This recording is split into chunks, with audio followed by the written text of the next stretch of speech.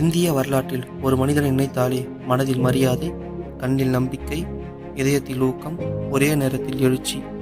அவர் ஒரு அரசியல்வாதி அல்ல, ஒரு சுயநலமில்லாத விஞ்ஞானி, ஒரு பதவி அல்ல, ஒரு தலைமுறையின் கனவு. அந்த மனிதர் டாக்டர் ஏபிஜே அப்துல் கலாம் அவர்கள். 1931 அக்டோபர் 15 தமிழ்நாட்டின் ராமேஸ்வரம் கடல் காற்று ஒரு எளிய படகு உரிமையாளரின் வீட்டில் பிறந்த கலாம். பணமில்லை, வசதியில்லை, ஆனால் ஒழுக்கமும் உடல் உழைப்பும் இருந்தது. சிறு வயதிலேயே செய்தித்தாள் விநியோகம் செய்து குடும்பத்திற்கு உதவினார். அதே நேரத்தில் படிப்புடன் முன்னேறினார். பள்ளியில் அதிக மதிப்பெண் பெறவில்லை, ஆனால் ஆசிரியர்கள் இவரை கவனித்தார்கள். இந்த சிறுவன் கண்ணில் ஒரு கனவு இருக்கிறது. திருச்சி புனித ஜோசப் கல்லூரியில் இயற்பியல், பின்னர் சென்னை MITயில் ஏரோஸ்பேஸ் இன்ஜினியரிங்.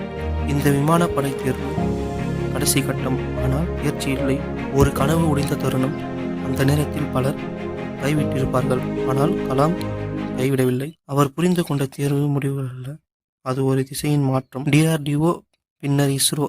இந்தியா விண்வெளி துறையில் பின்னடைவுக்கான SLV-3 திட்டத்தின் திட்ட இயக்குநராக கலாம் சேர்ந்தார்.